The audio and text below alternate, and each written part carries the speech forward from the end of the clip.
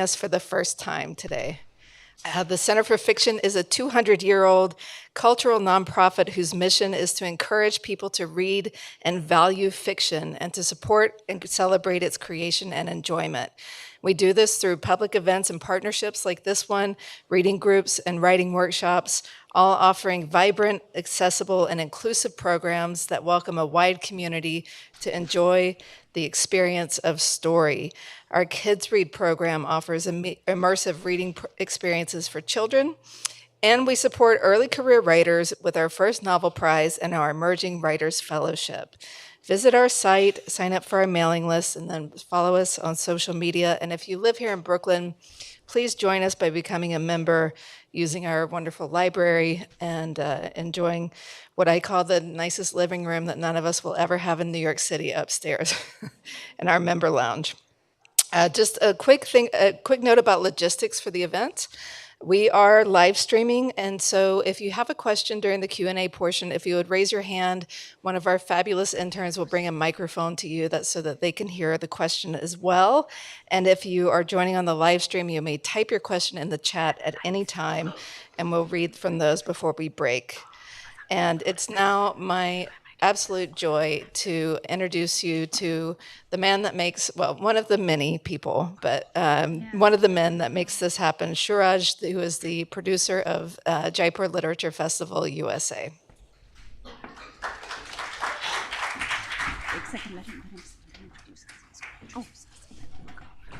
Thank you, Melanie, Eliana, and the entire team of Center for Fiction for partnering with us. Actually, it was 3 years ago when Melanie and the team wrote to us, and we had no idea, and we came over here. When we came here, we fell in love with the bookstore, we fell in love with the space, and we fell in love with Melanie and the team. This is the second time we're producing JLF New York here in this space as well, apart from our Asia Society and National Arts Club and Sundaram Tagore Gallery. And it has been a privilege to be here, and I hope our association continues forever, and it has been a privilege to work with all the colleagues over here. So thank you very, very much. Going straight into the session for today, our first session here at the Center for Fiction. I hope that if you guys were there at the National Arts Club, you enjoyed those sessions as well.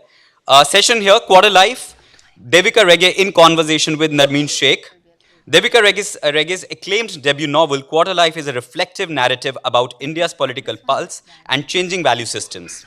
Following a mosaic of characters amidst a shifting socio-political landscape, it offers a thoughtful exploration of identity and the dynamics of societal transformation.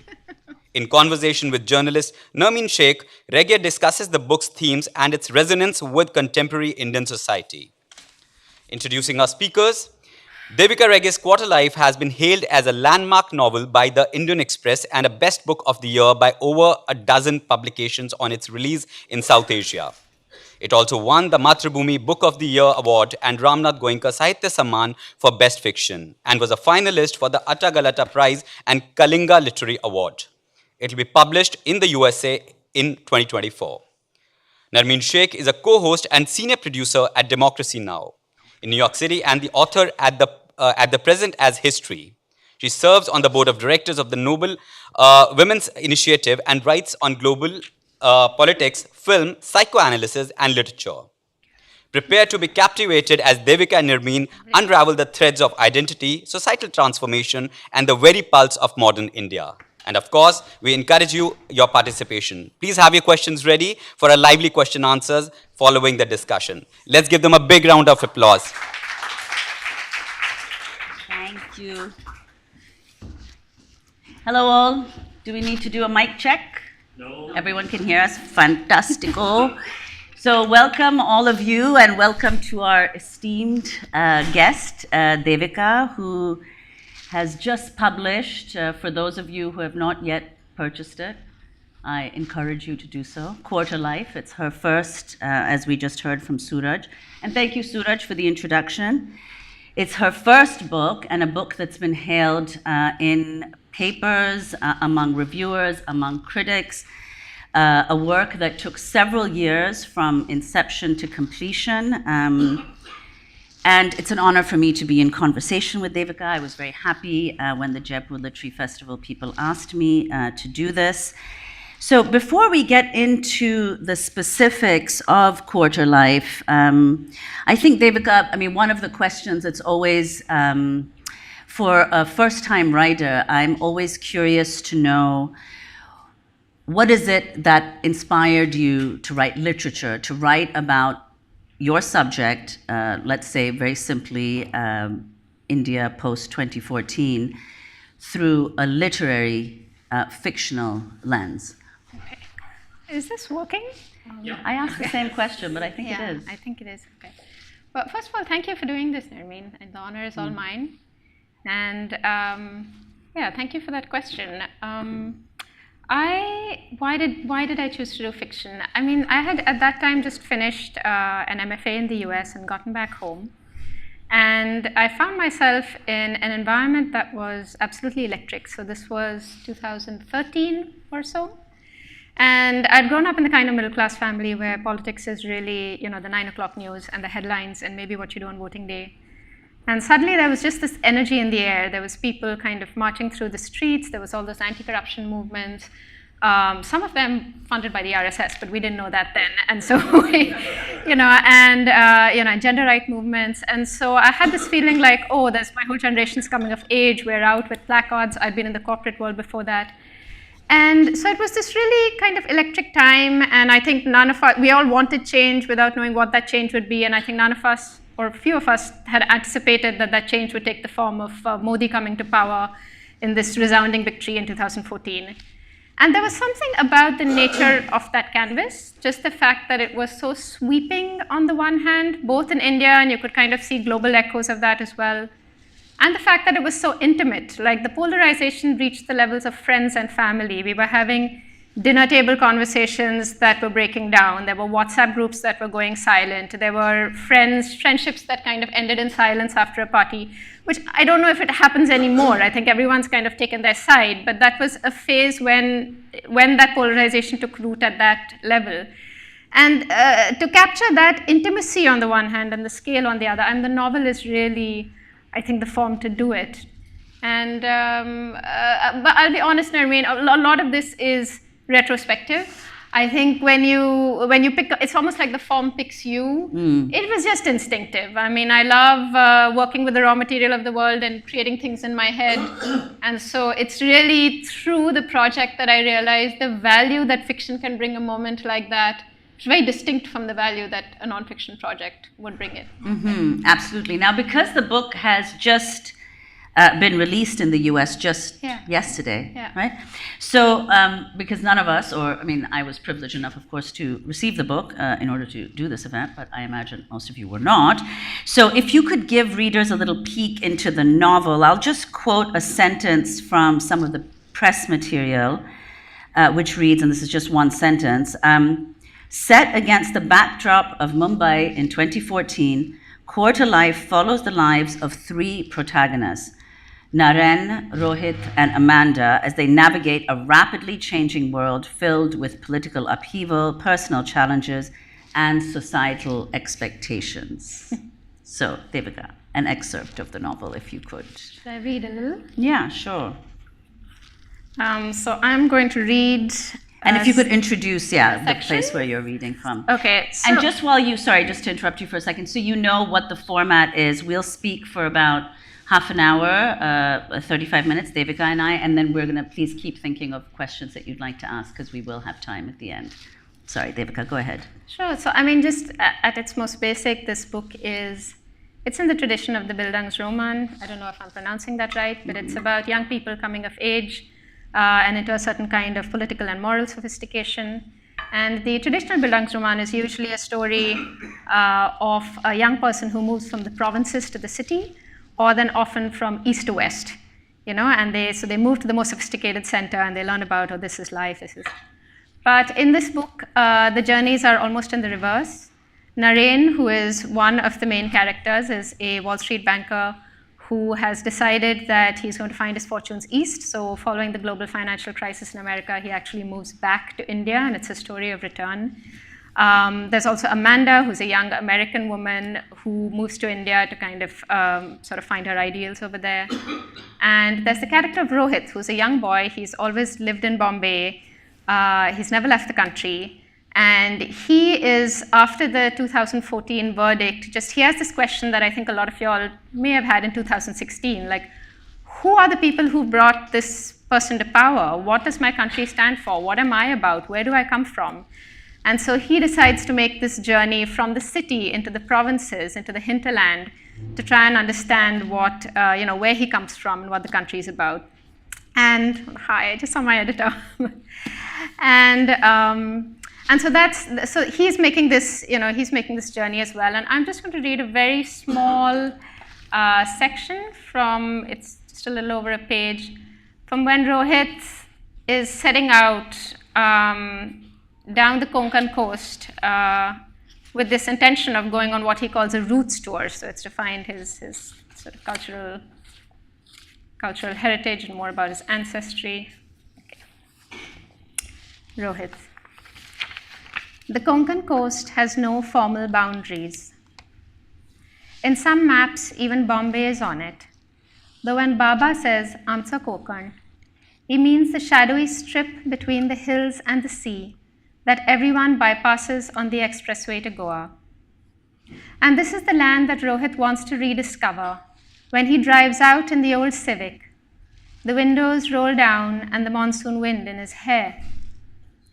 Online, he has described his #Roots tour as a trip to retrace his forefathers' journey from Bhubaneswar to Ratnagiri to Pune, and to visit some historical sites on the way, a template he received from Amanda. Then she declined his invitation to join him, which is fine. If this is a trip to understand all the threads that end up in his person, it's only fair that he should make it in his own company. The first rains are breaking over the great escarpment, its lack of vertical glory made up for by its horizontal expanse. And scanning the land for resonance, every detail feels imperative. Trees mirrored in basalt split by dynamite, grass on a thatched roof, the new blades of rice, the water-filled fields reflecting the sky. To think this is where he is from, all this wind, rock, and water, the stuff of his marrow. The Western Ghats, his GPS announces. Trust the British cartographers to ignore the traditional name in favor of a common word meaning steppes. To his parents, this range was always the Sahyadri. He looked up the name online and it derives from two Sanskrit words. Adri means mountain and Saya, that which endures. And isn't that perfect? These bizarre ridges go all the way back to Gondwana land. That valley contains dinosaur fossils older than the Everest. This is the Sahyadri. Beautiful. Thank you, Devika. So I think,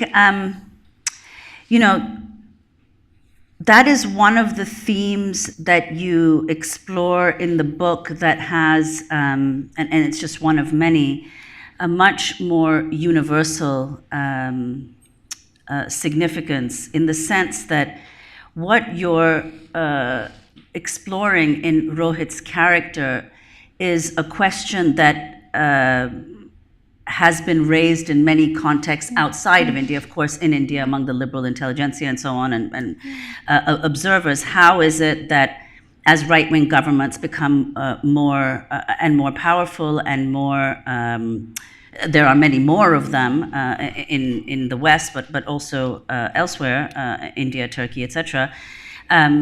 What is it that? What is the appeal of leaders like those who head these right-wing governments?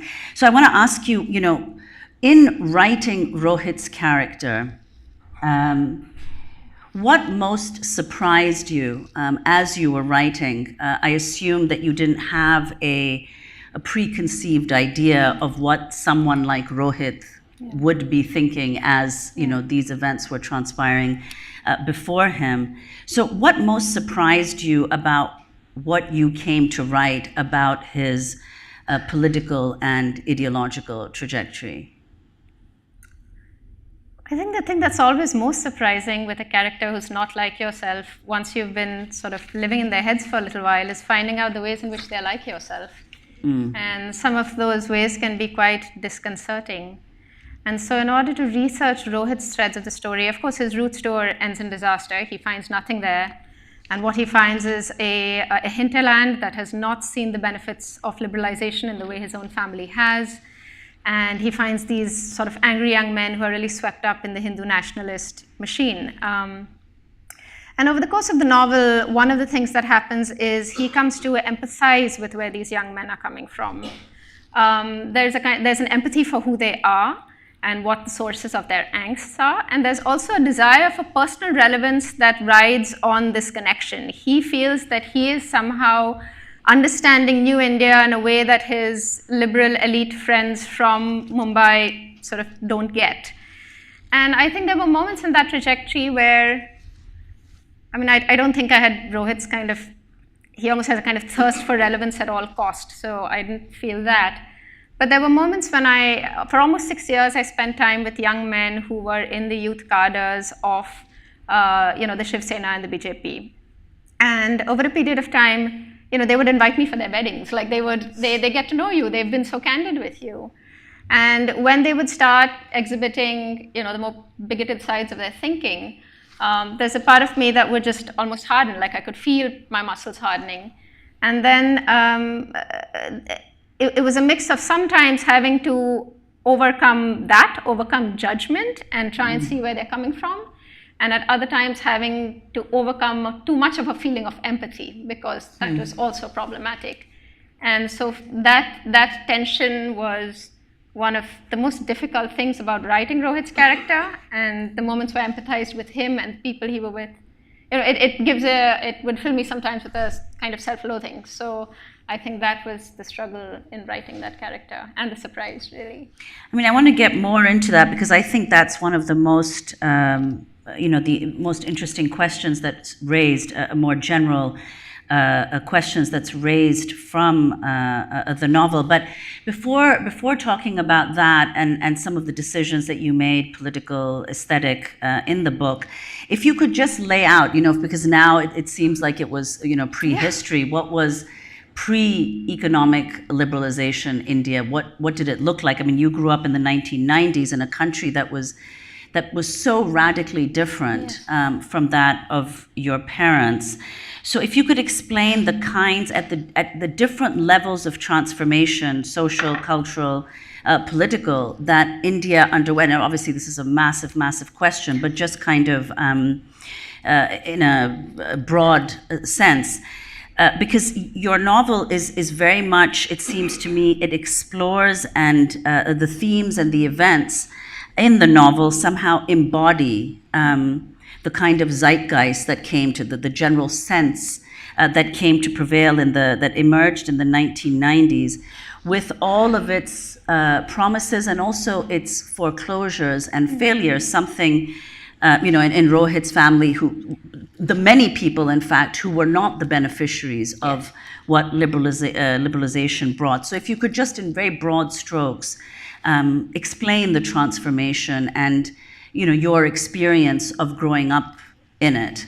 Yeah. So I grew up, as you said, in the 90s, and that decade begins with India's liberalization. For those of you all, I think a lot of the people in the room are Indian, but for those of you all who might be unfamiliar with that history, 1991 was when India passed reforms that basically did away with, or at least relaxed, almost 4 decades of socialism. And there was a lot of euphoria about India kind of entering the global economy and becoming this global superpower. Though really through the 90s, the way I experienced that as a child was, well, one was the shifting fascination away from the UK and towards the US. We had a lot of American brands coming in. The second was that the US seemed open as a space where I can still go and get educated and so on. But the jobs really hadn't kicked in yet. For someone like Nermeen, who's growing up in the 90s, he still feels that if he's the best and the brightest, his destiny is to go west. And it's really only in the 2000s that, the dividends of that shift kick in for the middle class. I should be very specific. You have the emerging market dream run. Someone like Nermeen is sitting in America and just going like, looks like the party is going on over there. And meanwhile, what's happening in America, like, you have the dot-com bubble burst, you have 9/11, so there's a kind of tribalism that he experiences, you have the financial slowdown. And so someone like Nermeen then gets hungry about coming back to India. And he has this feeling that the only thing that stopped us from really kind of emerging as the number one power in Asia is basically corruption in the Congress and things like that. And so as soon as these anti-corruption movements start kind of fomenting, he has this desire to come back. So that's kind of one piece that I wanted to explore, which is just the upside of liberalization for a lot of families like the Agashes and a lot of people like Nermeen. They had the education. They often had land, which appreciated hugely during that time. And they really were the beneficiaries of that change. But then, of course, you have the whole underbelly of it. I mean, a lot of people have said that the private sector did amazingly, but governance remained crap throughout that whole time. And so there are vast hordes of people who did not see those benefits. And the character of Amanda, she comes and she's working in a slum through a lot of the novel. And so she sees people who are just not, there's no basic healthcare, there's no basic education, law and order is in a state of crisis. And so there's this kind of public institutional failure accompanying, the glitzy private boom that someone like Nermeen and his family are feeding off. So those were two sort of big shifts that we saw coming in from the 90s. And the last one, of course, is what we spoke about with Rohit, where just a year after the 90s, in 1992, we had the Babri Masjid demolition, and the right wing in India from that point really goes from becoming something fringe, to becoming something very mainstream. But for a lot of the middle class, we were so caught up with the euphoria of new brands and new jobs in the IT sector that it really didn't hit us what was going on till 2014. Even when Vajpayee came to power, there was a sense it's a very moderate form of the right. It was not until Modi came to power that we all sat up and went like, wait a minute, when did that happen? And again, it's like that moment in 2016 in America. It's just like, who are the people voting for him? Who is this angry young man? Because the middle class wasn't really angry. And so I think that's why that was kind of the context. And that part of the book is explored through Rohit's. And then, of course, there's a multitude of other characters. There's the fact, for example, a lot of people refer to sort of neoliberalism as illiberalism, because some controls were relaxed, but others, like on environmental land and so on, were tightened. And so there's the character of Kedar, who explores the way in which the environment has been ravaged in the last 30 years. And so, yeah, that was... These characters in a way became anchors to think of these forces that I had seen brewing since the 90s, but that really came to this head in 2014. I mean, that's one of the things I'm going to ask you more about because the novel is remarkable in the number of perspectives it represents. I'm going to ask you more about that, but in particular, the character of Amanda is very interesting because it's almost like it was reminding me of Tocqueville or whatever, people who say that you have to be from the outside to really see what's going on inside. Yeah. Like, what is an outsider perspective? Like, what is that character as opposed to? I mean, Nermeen also in a sense is outside because Inside he's or been outside. outside. Yeah, inside outside. So if you could talk a little bit about that, what it is through this character. That the character of Amanda and to a certain extent Nermeen as well, what it is that you explored in terms of perspective in the novel and what could be, so to speak, what could be seen and disclosed through their eyes. Well, one thing that's been interesting is when the novel came out in India, a lot of people asked me, why is there an American character in this book about India? And that says a lot about our conception of India, right? I think if you think of it as a novel about India, and I don't think any novel can be about an entire country, then Amanda, and the current India, Amanda probably has no place. But if you think of it as a novel about a place, about a city, then, of course there are foreigners there. Of course there are women from other countries there. Of course there is foreign aid there. And so one is, I feel she has just every right to be in that space as any of the other characters. I think the second thing is that we have been fascinated with the US from the 90s. And a lot of Indians don't like to admit that because, we're all out to decolonize our minds, and the idea that, we had cousins in the 90s who they'd go to the US for one summer and come back with an accent, and all you have to say is, this watch or this sweater is from America, and everybody's like, oh, it must be great quality. Yeah. And we don't like to remember that side of us now, because we're desperate to decolonize ourselves. But there's a person on the other side of that process as well. And what happens when someone like Amanda is objectified as, historically a colonizer? And when that person is destroyed, does it liberate us? Does it set us free? I don't know. And I do think that this term decolonization has been co-opted in a very strange way in India right now. In the name of decolonization, we're introducing new laws that make us more like a police state, and what could be more colonial than that? So I think Amanda, for me, in some ways became a fulcrum to explore all of these things. That said, the characters are not just there to be instruments. Sometimes they are at the beginning of the novel when you're kind of making notes and outlines. But they take their own life as the novel goes along. And finally, what I found through Amanda was my own ignorance about my country. And I think the things that she discovers in a place like Deonar would be the things that my mom and my friends who read the book and said, we didn't know that. And so, there's nothing, what else is she bringing there other than the ignorance of even the kind of naive middle-class Indians. So.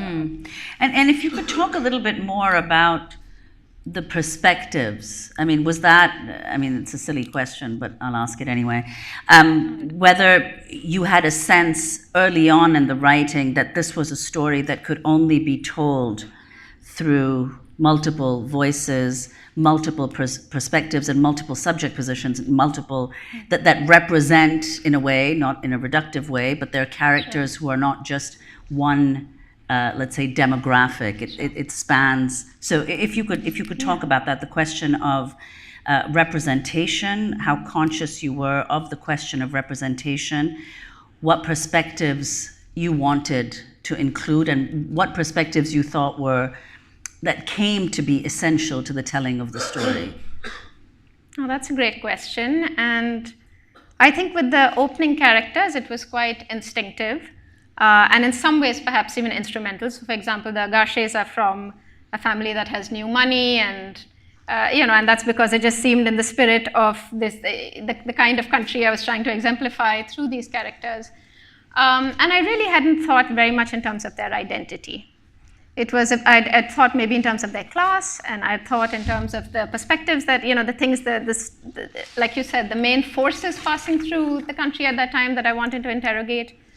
And it was really only about 100 pages in that I realized that this is a book that's ultimately about democracy. Even India is only a frame. The subject here is democracy. And it was pretty undemocratic to tell a story about democracy from just 3 perspectives, 2 of whom are upper caste Hindu males, and 1 of whom is a white woman. And by that point, my research had gone far enough for there to almost feel like there were other voices jostling to get into this text. And it's one of the reasons why the book starts bringing in more and more voices. It goes from 3 to 9 characters to almost 40, about 3/4 in. And it's premised on the fact that, like a democracy, sometimes you give people a voice and it changes the form, and sometimes you change the form and it gives people a voice. And there's a sense that those 2 things go back and forth, bringing this thing into being. And so once I picked up that experiment, I left the shore of the, I had this compass and I left far behind the story that I thought I was telling. And it kind of moved outward and outward. And, I know 9 voices, or even 40, or even 60 can represent a country. And so the question is really then, should I have started again with a wider canvas? And the answer is no, because I would have run into the same trap. And so finally, what I realized was that, in a true democracy, there are no protagonists. Everyone is merely on the penumbra of other lives. And I think that's something that the characters realize as they go to the book. Nareen, who thinks he's the center of the world, is just on the periphery of Ifra's life, who's one of the 9 characters. And she's just on the periphery of one of the characters, one of the young men, say, going crazy in the parades in one of the final scenes. And so this undermining of this idea of the protagonist, of this idea of who constitutes the nation and what little group can speak for it, became what anchored the design of the work. And rather than write a novel which speaks for everybody, because no novel can speak for everybody, this just became, and the structure of the novel in a way points to the limits and the hopes encoded in both, I think, democracy and the novel, which is a form that has evolved alongside democracy. And so just to present the design itself was, became the task as opposed to speaking endlessly for people, to the point it almost didn't matter which characters I had picked. I could go in today and pick another 9 or 40 characters and the premise would still hold. Well, I mean, one of the characters, as you mentioned earlier, to go back to the character of Rohit and the kind of difficulty you had with the question of empathy. So if you could talk a little bit about the relationship as you see it, or even the conflict between the aesthetic and the ethical. I saw in another interview that you gave, you referred to Benjamin's essay, The Author as Producer. And I couldn't help but think, because I'd already read a lot of the novel by then, that the insights from that essay are, in a sense, they're kind of gestured towards in the novel itself. So if you could elaborate on that question. So when I started thinking of giving more and more characters a voice, it wasn't necessarily the easiest call if I was thinking about a reader reading the book. In writing school, we're always taught about have one engine, and that needs to be, say, 1 character or 2 characters or 3, and you're always scared of losing the reader. But I think there's a point at which I realized, no, if this book is going to be more democratic, it's going to have more characters. And in every section of the book, there were these kind of calls that came up. For example, it was here in America that I came to know about, I read Faulkner and I read Woolf, and there's this idea of different chapters named after a different character. And we have an assumption that that makes the novel a kind of more liberal space. But but in what way? Like, if everybody's given an equal point of view, how do we keep ourselves from descending into moral relativism?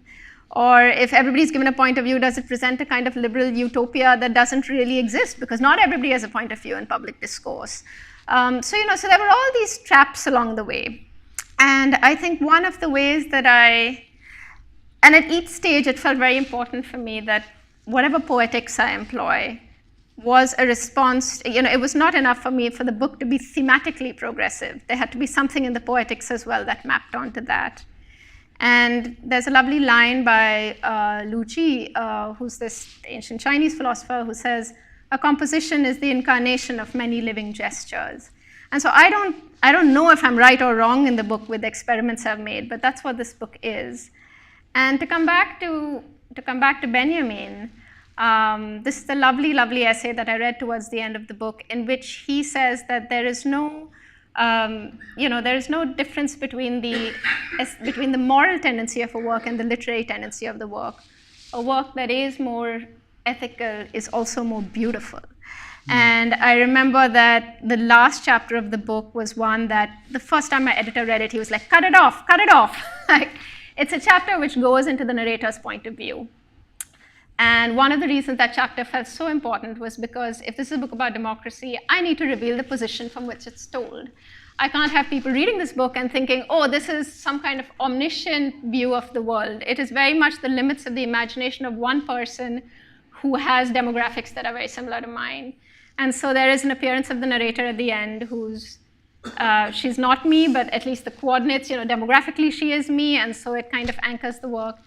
And it's been a divisive piece. Even once the book came out, there were people who read it, reviewers who loved it, who loathed it. But for me, it was never a choice. It just had to be there because it was a moral call to be there, and therefore an aesthetic call to be there, whether or not it jars the reader.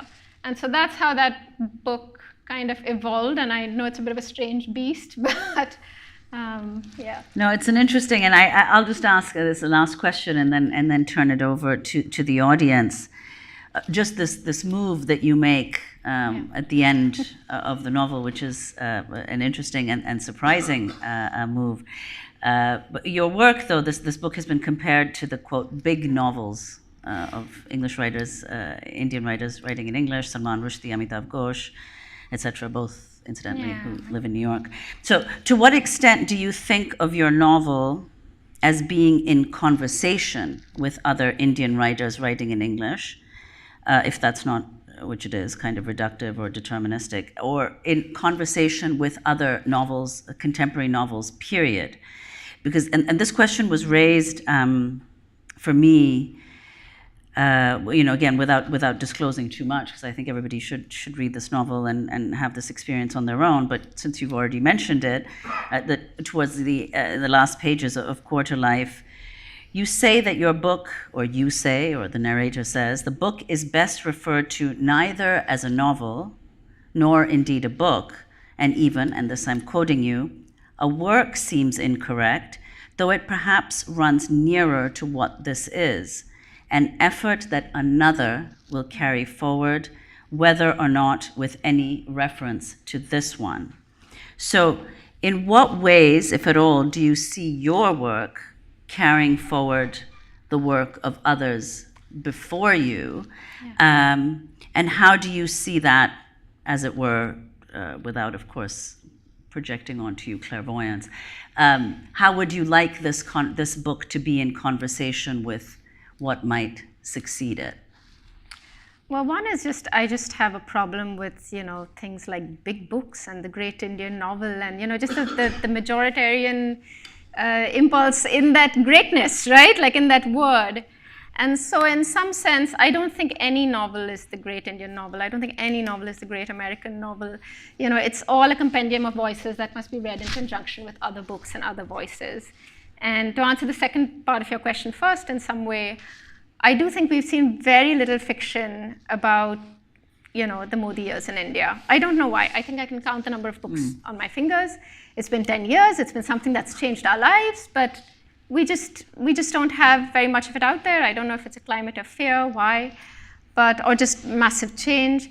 But I think one thing I would really hope to see is just more voices out there telling stories. Like, may the Ifra from my novel tell a story. May the Mansi from my novel tell a story. May the Kedar from my novel tell their own story in which they are, the protagonist, shall we say. And if I'm thinking in that line, some of the other books that I would love read in conjunction with this work, that I read when I was writing this work, there's a wonderful memoir by Bhanwar Meghvanshi. I don't know if you've read it. It's called I Could Not Be Hindu.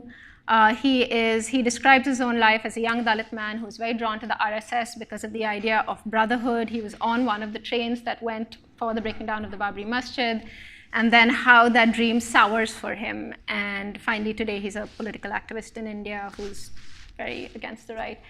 Or Anjum Hassan's History's Angel, which kind of takes a liberal Muslim character like Ifra in India today, and the entire book is from the perspective of that character. And so I think just more and more books like that, both the ones that are there and should be read and the ones that I hope will be written about that moment, is something I look forward to. And like I said, the big novels, I don't think any... I don't know. I was quoting a reviewer. I'm not endorsing the view. Okay, if I have to pick one, I think Arundhati Roy's The Ministry of Utmost Happiness was very interesting because it tells the story from the point of view of the fringe. Kashmir, the Naxalbari movement, Bhopal, and Quarterlife in many ways, even though it touches a very wide canvas, it in a way tells the story of the center. And most of the characters are middle class, even if no matter how much the novel spins outwards, they're really, the perspective characters are from the lower middle class to maybe the upper middle class. And there's a line in the book where one of the characters says in a dinner table conversation, to understand the chaos at the fringe, you have to understand the tensions and contradictions at the center. And so I think I would just love for anyone reading this book, I mean, they've probably already read that book, but these are the other books that fill in other parts of this story and this canvas that, no one book can do it. So may there be more, and may more be read. Yeah, that's an excellent point. Bon. Questions. We have about 10 minutes for audience questions. Just raise your hand. Go ahead, the gentleman in the t-shirt. There we are. Thank you. Hi, Devika. I am really excited to read your book. I loved everything you had to say. My name is Faisal. I was born in India and I grew up in the States. And one of the great personal struggles of my life has been trying to reconcile that. Growing up in Texas, there was this hostility that I always had towards being brown, towards being Indian, and I tried to detach myself from that. And now as an adult, I spend pretty much the same amount of time in India as I do in America, but I get that from the other way, where I want to be more Indian, but I'm not accepted there because of my accent, because of maybe my views. And so my question is, when writing this book, how did you think about how your characters reflected on their own identity, and how did that play out when they confronted kind of this evolving purist nationalistic politics in India? Well, the character of Nareen has a kind of similar predicament as you describe. It's of course much more by choice because he's come as an adult to America to make wealth and then kind of goes back.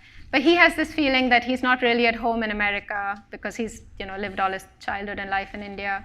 And then when he goes back to India, he realizes that he's been away for a decade. And so there's a point where somebody in his office calls him too white. And so he feels like he's an outsider in his own country as well. And the way in which Nareen responds to that is kind of overcompensating and becoming, he starts to drop his upper caste surname around. He sort of really plays up his Brahmanism. So there's this way in which he embraces this chest-thumping Hindu supremacist dream. And of course, my hope is that people who inhabit liminal spaces don't overcompensate on the other side, right? And there's the character of Mansi, which would be my hope for a different kind of response.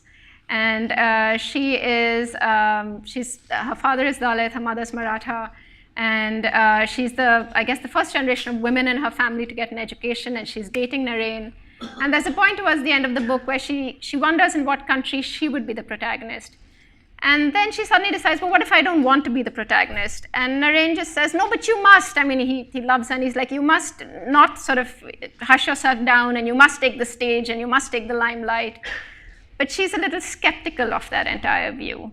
And I think there's so much to be gained from being in that liminal space. It's uncomfortable, but it allows you to see these two different cultures, in a way that people from there can't.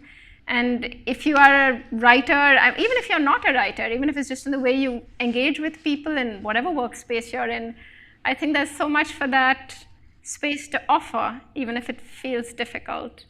And so, yeah, I don't know if that's the kind of question I don't think anyone else can give an answer for. That was but perfect. Those were two characters in the book who answered it very differently for themselves. Yeah. Thank you. The name of the book, where did that come from? Quarterlife. At its most basic, it's the age of the characters. They're kind of all in their early 20s to their early 30s. It's a term that didn't exist in my parents' generation. You were youths, and then you were young adult, and then you got the job, but you also got the house and the babies, and you were, and then kind of midlife was the next juncture. But it's very much a function of the millennials, I think, right? Where many of us are living in our parents' house, and you have the jobs and you're making the money, but you have nothing to be responsible for. And so you have the luxury of time to cultivate these politics and go and march in a protest and all of those things. And so this idea of the quarter life was something that I thought was very specific to this moment. And then, of course, there's the wider echoes. There's the fact that this is a period of confusion, of finding who you are, of finding what you stand for. And it seemed like the whole world was in a moment like that. There's a lovely book by Francois Cassette, am I saying that right? Cassette? In which he talks about how the world swung right. And it's a wonderful book in just the kind of flux and change that we've seen in the last 2 or 3 decades. And so it almost felt like we're all in our quarter life at this moment. Nobody knows what holds. We're all asking ourselves what we're about, what the world's about, what the country is about. And so I think that's where that title came from. One last thing on that point, my editor hated the title. He wanted me to have something more lyrical. And I'm not going to be an Indian woman who's going to write a book that's got like fruits, flowers, a line from a poem. Like, no. Why can't I have the one word title? So that's. Did it come to you in the beginning, at the end? Or? There was a while in at the quarter, it came at the quarter life of the book. For a while, it was called Red Quarterlife, and it was a sort of portmanteau of. But then I think red gave it too much of a color, and a very political color. And so at some point it became Quarterlife, and the red comes up in the Kabir quote that opens the book. And I can say it for you. Lali mere laal ki jitte dekho tit laal, lali dekhne mein gayi, main bhi ho gayi laal. Which is the redness of my beloved is such. Everywhere I look, I see red. When I went in search of redness, I too became red. It's beautiful. Beautiful. Please. Just a very simple question. You mentioned you had a corporate life before you became a writer. Yes. Tell us a little bit about that and how you landed up from there becoming a writer. Sure. So, I mean, I grew up in a family where there were no writers for miles, and the idea of becoming a writer, forget a writer, the idea of becoming even a English teacher was preposterous. And so I wanted to study literature, and my parents said, you're never going to get a job with that. That's any good. But you're creative and you like words, so why don't you study advertising and marketing? And so that's what I did, and that's what I did my undergraduate degree in. I'm not really an arts, kind of person. And then I got a job with Unilever. So I worked in corporate sales and marketing for 4 years. And it was the best education I could have asked for as a writer, because it took me out of my hometown, and it showed I had markets in 15 states. I was traveling 3 days a week on a flight to a different part of the country, going to consumer homes, going from little shops to big malls, asking people about, I don't know, their fears, their aspirations, why they consume the things they do. That's and amazing. So it was really, I think it gave me a sense of the country. And so by the time I came here for my MFA, I was already very clear that I wanted to go back and write about this thing that had got me wanting to write, which is just the feeling that I was taking in so much and wanted an outlet for it. So What an amazing experience, it actually. was a good experience. Yeah. I did, Anthropologist not my and finest non-cultural. hour on what I was selling, but I'm going to share this space. It's not a question, but Please. there's an amazing resonance here. That's my wife who asked you this question. Yeah. I spent my first 4 years with Unilever oh, no way. as a sales manager, and here I am with Sanjoy promoting the arts. So you shouldn't have asked that question. Well done. Well done. Please go ahead. I don't think I need this, but We do for the YouTube. oh, okay. All right, it's recording. There's one particular part in the book that I found both very poignant and evocative. It really made me stop for a minute, and that is, I may not remember the names right, but when one of the teachers in the slum that she's working at is found to have been inappropriate with one of the children.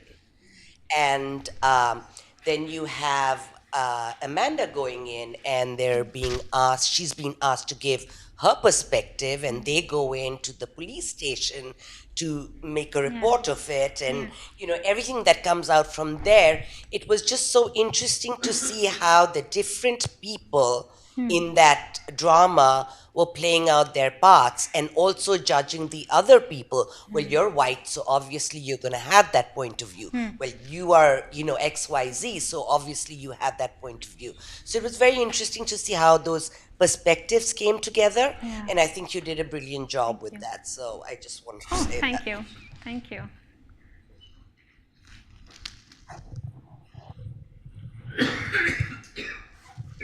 Hi, Devika. Hi. You touched a little bit on the poetics of style and the engine that we're told to hew to in writing programs. And one of the things I really admire about this book is that you have broken a lot of those rules, and there's this omniscient present tense narrator, but yet there's interiority and these big crowd scenes. And I'm wondering if you could discuss what pushback you experienced in terms of trying to fit into a certain stylistic frame, and how you asserted the way you want to tell your story, which I'm assuming that you did. I did.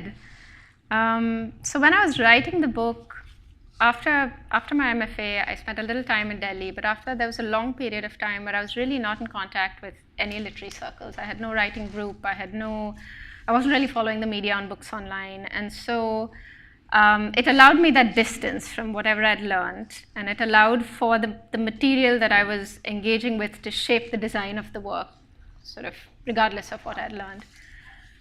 I didn't realize what a strange beast it was till I started sending the book out to get it published. And to answer your question, I mean, well, it wouldn't find a publisher. It wouldn't find an agent. I sent it out for 1.5 years, and just no one would have it in the US, in the UK, in India. And I would get responses from India where they didn't know what to do with the form. They thought it was something Western because I'd done an MFA. And then I sent it out to the people in the West, and they said this book is too Indian because it's got all these, it goes really into the complexities of caste and class and religion. And so I think that's when I realized that, I don't know, that was a really hard phase. I really thought at one point all my friends were gently telling me to move to the next project. And then finally it did find an editor in Delhi. I got on a flight and took my manuscript to Delhi and called up anyone I'd ever known to call up anyone they had ever known who knew anyone in publishing. And finally that book was taken on by Rahul Soni, who's one of the best in India right now. He has 20 years in little magazines, and so I think if there's anyone who was going to take on this work, it was him. He told me it may not sell more than 300 copies, but it needs to be out there. So he brought it out. And and it took off from there. It just generated a lot of word of mouth, and I think that's how it got around. We still couldn't find an international publisher, but there were Indians taking like 4 and 5 copies of the book to distribute here, and it started showing up on like Amazon and eBay and in Waterstones, London, till my agents back in India panicked because they don't have the rights to sell it there, and so my publisher was trying to staunch the leak. And it was finally, that I managed to, Gina, I can tell, oh my God, she's great. She's my editor, she's here. She took on that book and she did not ask for any changes. At the time I'd been sending it to agents, people were saying stuff like, can you please bring it down to 2 political parties? I mean, it's not America. Can you just rewrite the whole book in 3 characters? And Gina just wouldn't have any, I mean, for her, it's just like, if the East can read complexity from the West, why can't the West read complexity from the East? And there were points where I said, do you think I should explain? She was just like, no, I read with my phone. I don't know why the reader can't do that. And so the book that's come out here is the same book that's come out, that's been out in India, that's coming out in the UK, that's getting translated into German and Italian now. Oh, fantastic. There's no change in the text. And so to answer your question, I was just stubborn, I just kept sending it out. Don't stop. I finished this in 2019. Oh, amazing, amazing. So it took a long time to find its way out. Well, I'm afraid we're now out of time. So let's both thank Devika, but Rahul Soni for recognizing the work. Thank you. Is he here? Yeah, she's here. That's my editor there. Hi. Yeah. Thank you. Wonderful. Devika, Rege in conversation with Nermeen, Shaikh, ladies and gentlemen. Let's hear it once again for them. Thank you, Devika. Thank you, Nermeen, for that fabulous conversation. Really, all of us enjoyed it so much. Can we please have a token of appreciation for our wonderful speakers? Oh, how sweet.